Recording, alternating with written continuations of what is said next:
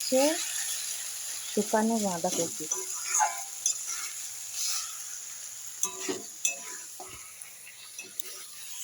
প্রথমে সেদ্ধ করে ফেলে দিয়েছি, অনেকবার ধোয়া হয়েছে।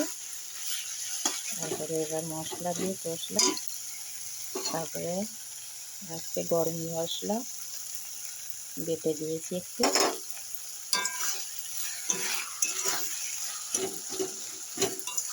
তারপরে একটু নামানোর আগে একটু ঘি দিয়ে দেবো, ব্যাস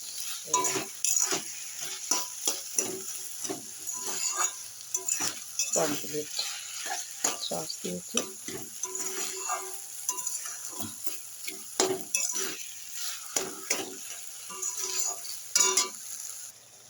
এবার একটু ঘি দিয়ে দিলাম,